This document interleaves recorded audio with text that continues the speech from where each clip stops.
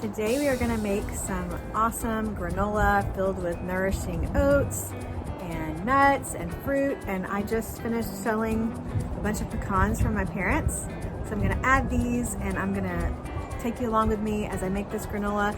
I've been on a big granola kick with some nice grass-fed yogurt lately, so I'm excited to make this.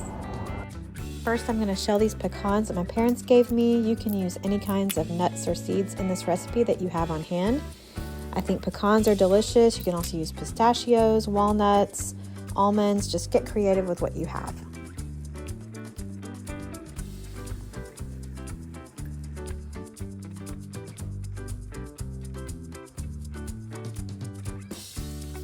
So the base of our granola is a nice sprouted oatmeal, and I love using this one from 1 Degree Organics. It is obviously organic, and the fact that it's sprouted means it's a lot easier to digest, and there's no need to soak it or anything before consuming, so this is perfect for granola. You can find it at most grocery stores, and it's also on Amazon, so I will link it in the description for you. To a large bowl, you're going to add your oats, your nuts, the spices that you plan to use, and salt, and you're going to give it all a good stir to make sure it's thoroughly mixed together.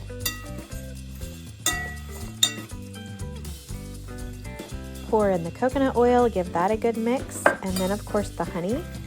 And you're going to spend a couple minutes mixing this really well. Make sure all of the oats and nuts and everything is completely coated with the mixture.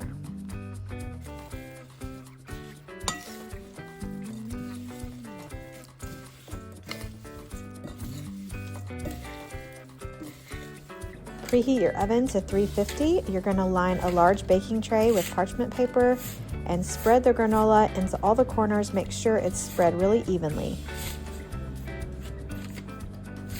You're going to bake the granola for 20 to 25 minutes total, but at about the 10-minute mark, you want to take it out of the oven, give it a good stir, and then you're going to put it back in the oven for an additional 10 to 15 minutes until it gets nice and golden brown.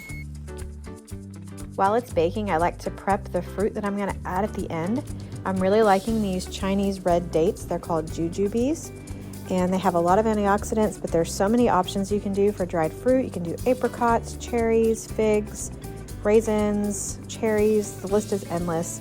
So just use whatever you like. Make sure it's all cut up into about the same size.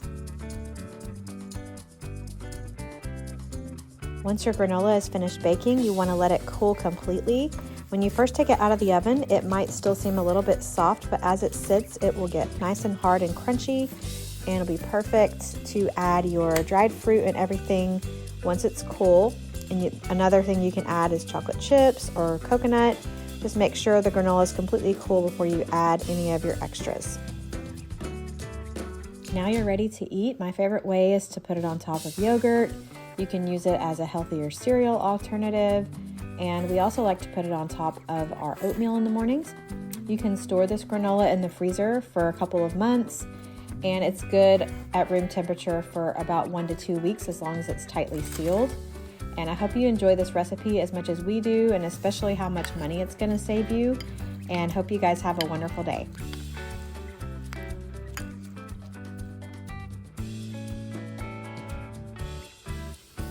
Be sure to check out the full written recipe. I've got that linked in the description for you guys. That'll give you all the measurements and exact timings for everything. And hope you guys love this recipe as much as we do.